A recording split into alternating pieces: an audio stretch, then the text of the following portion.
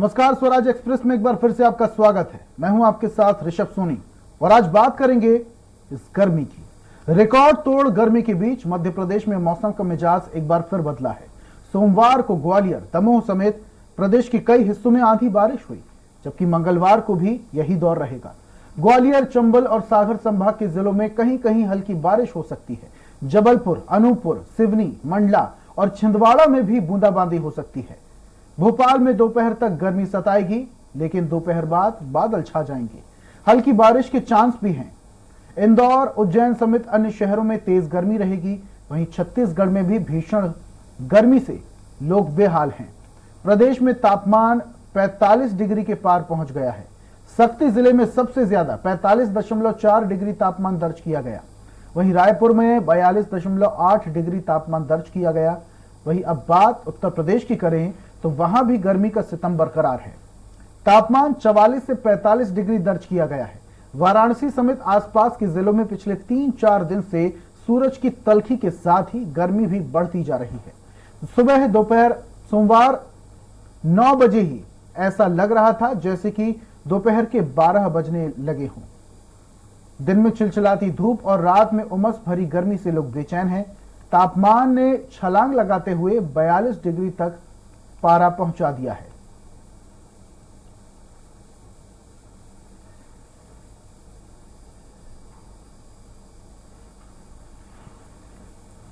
तो आज 16 मई है और आज गर्मी का सितम लगातार बढ़ता जा रहा है।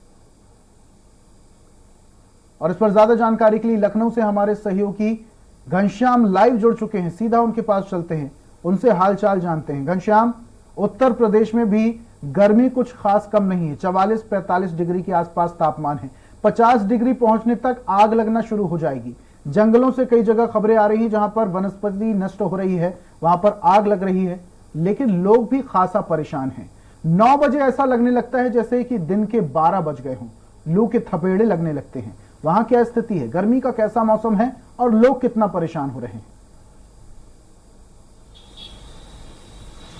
बिल्कुल निश्चित तौर पे सही बात आपने कहा कि इस बार जो है गर्मी थोड़ा सा लेट आई है, लेकिन जितना लेट आई है उतना ही तेजी से ये बढ़ता हुआ दिखाई दे रहा है।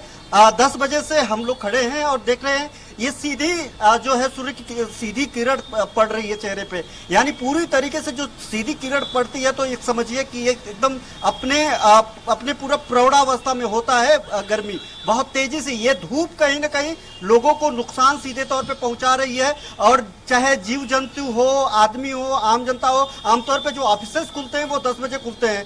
बैकग्राउंड में आप देख सकते हैं, लोग चारों तरफ देख सकते हैं, इस वक्त जो है लोग ऑफिस जाते हैं। ये तस्वीरें हैं, अभी मैं थोड़ा सा तस्वीरें भी दिखाऊंगा ये बताने के लिए कि ये अभी वक्त है जब सुबह का कहा जाता है, जब लोग ऑफिस में जाते हैं, अपने नौकरी पेशा करने वाले लोग और ऑफिस जाते हैं। और अभी से देखिए कि मुंह पे जो है स्टॉल बांध करके लोग किस तरीके से अपने आप को पैक्ड करके सवेरे से ही निकल रहे हैं। ये तस्वीरें ही इस बात की ताकीद करती है, इस बात की गवाह है कि कितनी तेजी से ये गर्मी बढ़ रही है। सवेरे 9 बजे से ही हम लोग दोपहर की जो गर्मी है वो महसूस करने लगते हैं। और सबसे बड़ी खास अहम है कि सुबह शाम जो थोड़ा सा राहत मिलने का वक्त होता है, चाहे वो शाम हो चाहे वो सुबह हो, लेकिन अब इसके बावजूद अगर हम बात करें तो सुबह शाम भी गर्मी से कोई राहत मिलता हुआ दिखाई नहीं दे रहा है। स्कूल कॉलेजेस अभी पहले की तरह से खुल रहे हैं। कहीं ना कहीं जो बच्चे हैं, जो बुजुर्ग हैं, उनके लिए काफी आफत बन करके ये गर्मी आई हुई है।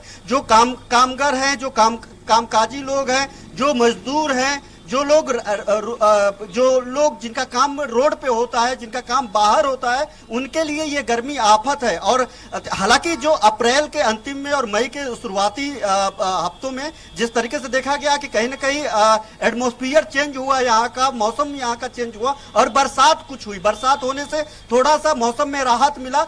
पश्चिमी विक्षोभ के दबाव के चलते तकरीबन 1 हफ्ते तक थोड़ी सी गर्मी में काफी ज्यादा राहत मिली थी, लेकिन ये मई के अब से 15 मई के बाद से जो मौसम विभाग में भी अलर्ट वापस जारी आऊंगा आपके पास और भी जानकारी लूंगा। रायपुर से हमारी सहयोगी स्वाति कौशिक जुड़ चुकी हैं, सीधा उनका रुख करता हूं। स्वाति, छत्तीसगढ़ एक ऐसा स्टेट उड़ीसा से लगा हुआ है, समुद्र से ज्यादा दूर नहीं, आर्द्रता भी उतनी ज्यादा छत्तीसगढ़ में होती है और गर्मी भी उतनी ज्यादा होती है। लंबे वक्त तक मैं भी रायपुर में रहा हूं और वहां की गर्मी महसूस करता हूं। रायपुर में भी पारा 42 डिग्री के पार पहुंच गया है।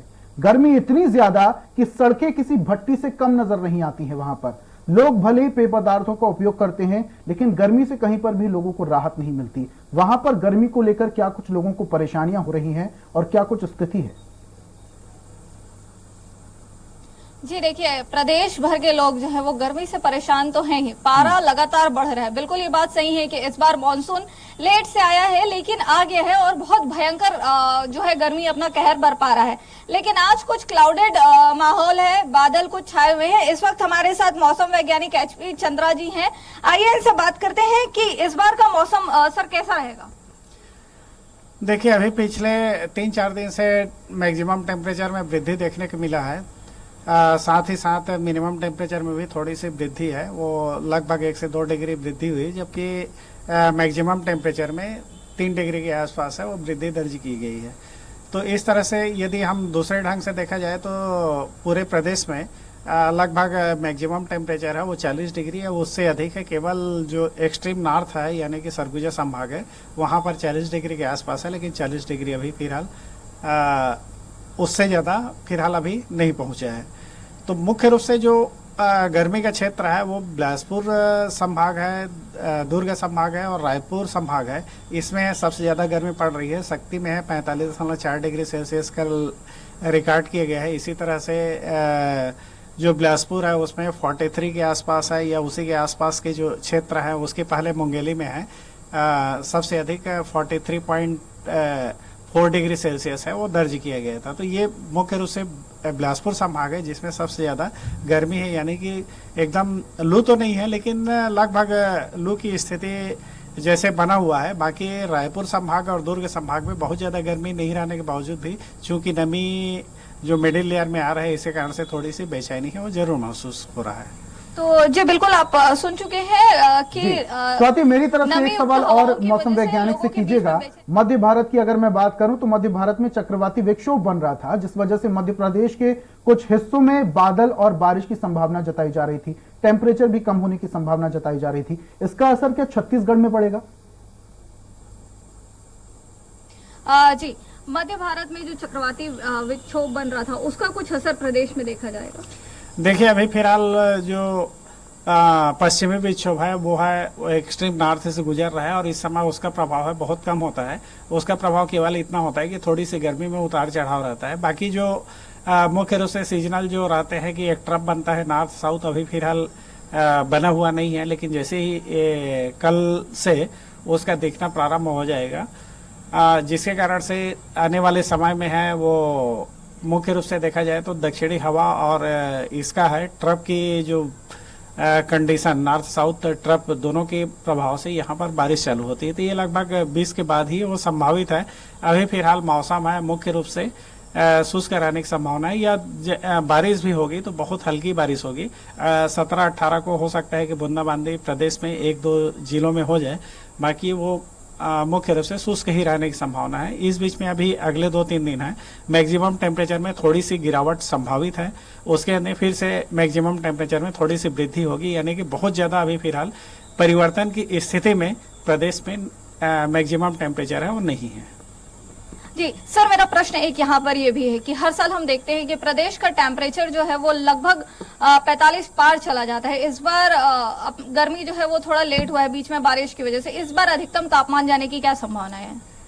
देखिए, एक्चुअल में होता यह है कि सिनेरियो यदि हम देखें तो 20 मई के बाद में यहाँ पर जो है गर्मी तो बढ़ता है 20 मई तक, जितना बढ़ना है वो बढ़ जाता है। उसके अंदर फिर जो मैक्सिमम टेम्परेचर है, चूंकि जो सीजनल ट्रफ रहता है नॉर्थ साउथ, और दूसरी चीज़ है कि दक्षिण से हवा आना प्रारंभ हो जाता है जिसके कारण से यहाँ पर गरज चमक अंधड़ और हल्की बारिश का दौर प्रारंभ हो जाता है, यानी कि प्री मानसून एक्टिविटी है वो चालू हो जाता है। इसी कारण से उसके बाद में बहुत ज़्यादा मैक्सिमम टेम्परेचर में वृद्धि देखने को नहीं मिलता है।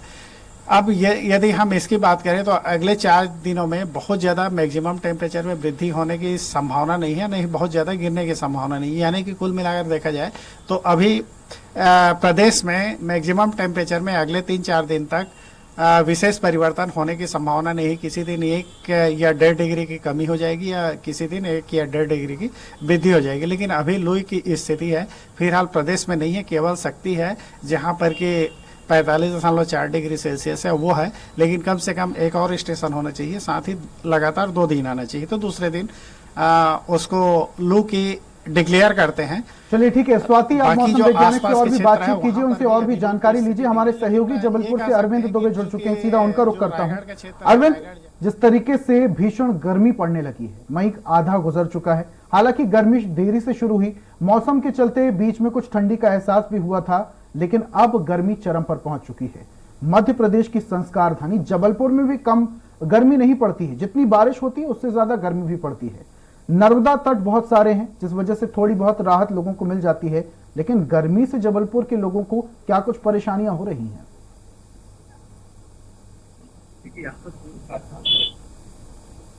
इसमें 42 डिग्री के आसपास घूम रहा है अधिकतम तापमान, और जो न्यूनतम तापमान है वो लगभग 25 से 27 डिग्री के आसपास घूम रहा है। तो जब तापमान 41 से 42 डिग्री के आसपास होता है तब जाहिर सी बात है कि लोगों को तकलीफ होना शुरू हो जाता है।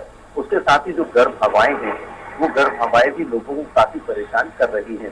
विशेष तौर पर 12 बजे के बाद से लेकर शाम के 4:30 बजे तक जो गर्म हवाएं चलती हैं उसकी वजह से लोग घरों से बाहर नहीं निकल पाते हैं। आमतौर पर कोशिश यही करते हैं कि ऑफिस के अंदर, घरों के अंदर ही काम अपना भी निपटा पाए, और इसके बाद जो सुबह और शाम का वक्त होता है या देर रात का वक्त होता है उस वक्त बाहर के जो काम है उनको निपटाए जाए। तो इस वक्त काफी दिक्कतें हैं। ये पूरा क्षेत्र महाकौशल, यदि पूरे क्षेत्र की बात करें तो यहाँ पर 41 से 42 डिग्री तापमान ऊंचाइयां छू रहा है। और अभी जो मौसम विभाग का जो अनुमान है कि आने वाले दिनों में, यानी पूरे जो अभी मई के जो दिन बाकी हैं, इनमें ये जो तापमान है 45 डिग्री और या कई दिनों में इससे ऊपर भी जा सकता है, जो आमतौर पर मई के महीने में जैसा तापमान होता है।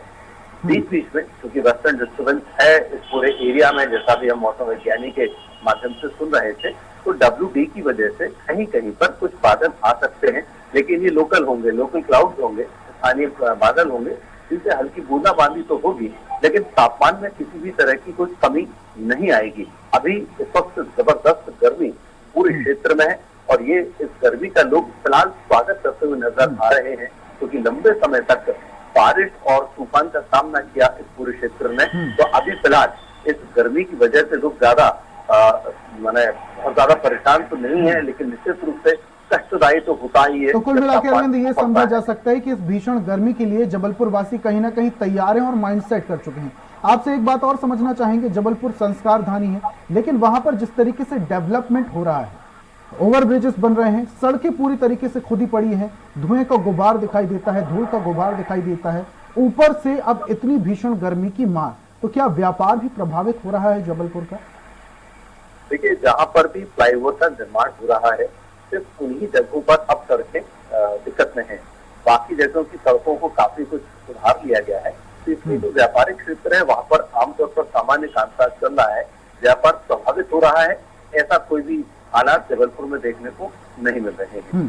ठीक है अरविंद, बने रहिए हमारे साथ, आपके वापस से आऊंगा। हमारे सहयोगी लखनऊ से घनश्याम जुड़े हुए हैं, उनके पास चलता हूं। घनश्याम, अभी मैं तस्वीरों में देख रहा था जिस तरीके से कड़कती धूप में आप खड़े हुए हैं, पसीना बह रहा है, उसके बावजूद आप रिपोर्टिंग वहां पर कर रहे हैं, लेकिन आपसे एक बात और समझना चाहूंगा। उत्तर प्रदेश की अगर मैं बात करूं तो उत्तर प्रदेश का एक जिला है बांदा, जहां पर न्यूनतम तापमान 3 डिग्री गया था और अधिकतम तापमान भी वहां पर 47 डिग्री गया था। पिछली बार की मैं बात कर रहा हूं, 50 डिग्री में तो आग लगना शुरू हो जाएगी, सड़कें भट्टी बन जाती हैं, इतनी भीषण उत्तर प्रदेश में गर्मी पड़ती है।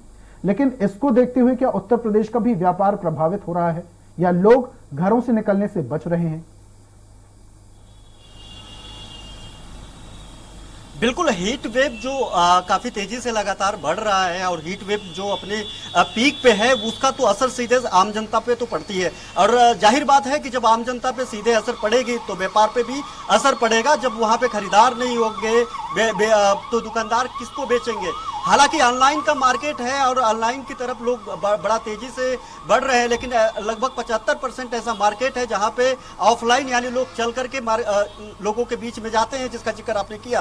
तो वहां पे ये कहीं ना कहीं प्रभावित हो रहा है और व्यापार इसमें प्रभावित होगा। लोगों से जो एक्सपर्ट्स हैं उनका साफ तौर पे कहना है, जिसका आपने जिक्र बांदा का किया कि लोवेस्ट और हाईएस्ट इतनी तेजी से अपर की तरफ जा रहा है। इसका सब क्लाइमेट चेंजेस जो हो रहे हैं, जो गर्मी के टाइम पे जिस तरीके से विक्षोभ बन करके एक इधर पश्चिम से दबाव बन करके बरसात होने लग रहा है, जिस वक्त गर्मी पड़ना चाहिए उस समय बरसात हो रहा है। अब गर्मी के पीक के टाइम पे अभी उसके पहले से ही पीक बढ़ जा रहा है और एकाएक जहां पे एक स्लो जो स्लेब बन करके अपर की तरफ या डाउन की तरफ जो टेम्परेचर जाता था वो सीधे बी एंगल से जाता है, यानी सीधे या फिर ड्रॉप हो जा रहा है या फिर अप हो जा रहा है। ये पूरी जो संकेत हैं वो पूरी तरीके से क्लाइमेट चेंजेस के संकेत है और कहीं ना कहीं इसको लेकर के जो मौसम वैज्ञानिक हैं, जो सरकार है, संबंधित जो भी विभाग है, इनको कहीं ना कहीं इस मामले पे कहीं ना कहीं अच्छी रणनीति बनाने की जरूरत है, एक अच्छा एटमॉस्फेयर बनाने की जरूरत है कि अब किस तरीके से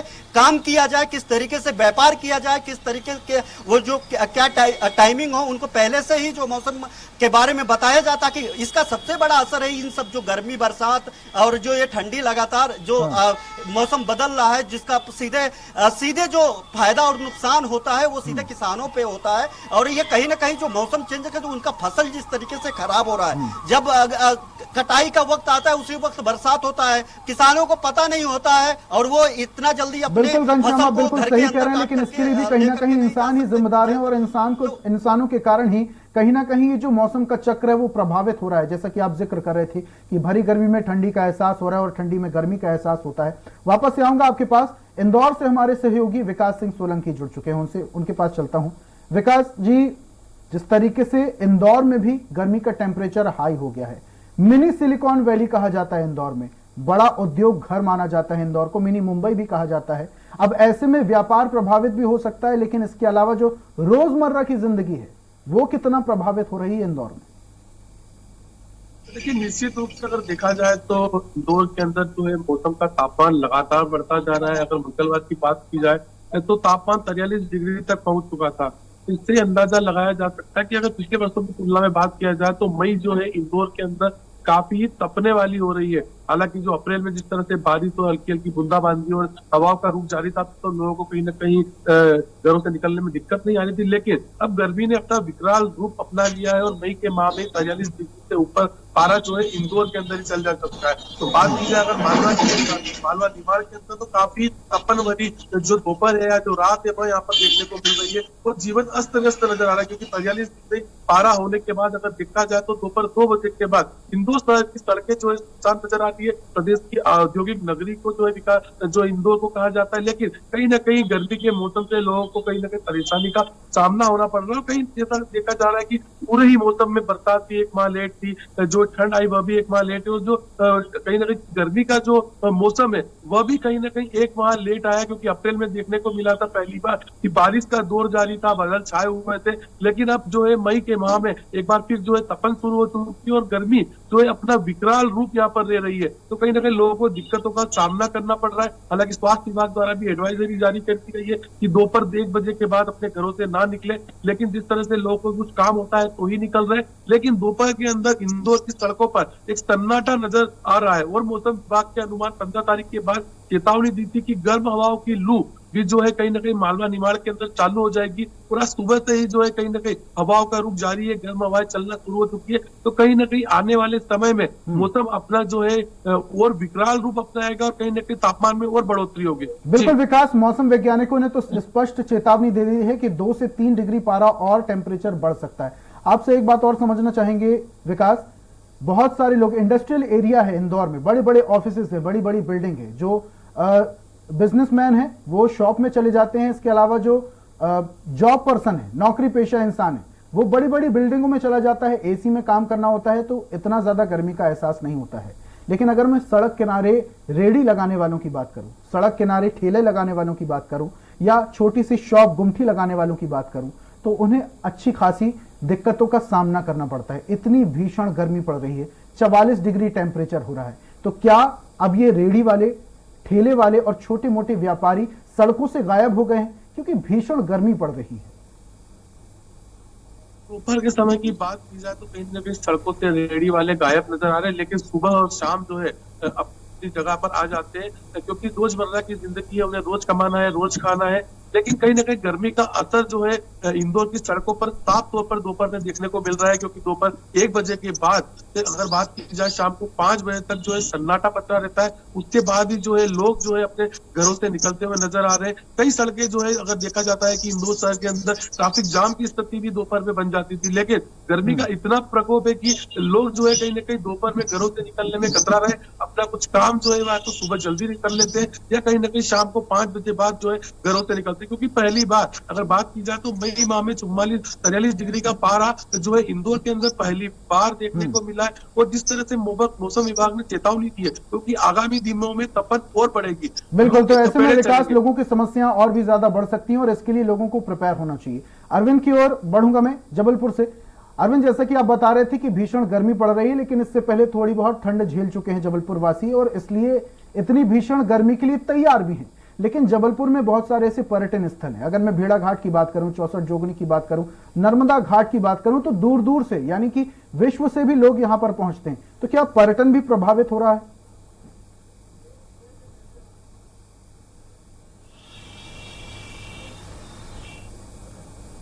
असल में ये मौसम होता है तो शादी ब्याह के हिसाब से लोग एक जिले से दूसरे जिले में आते हैं। तो जबलपुर में काफी लोग शादियां अटेंड करने के लिए आते हैं और उनकी सबकी चाहत होती है कि वो नर्मदा के कोई भी जो तट है या सबसे ज्यादा प्रसिद्ध तट है भेड़ा घाट, धुआंधार, वहां जरूर जाए।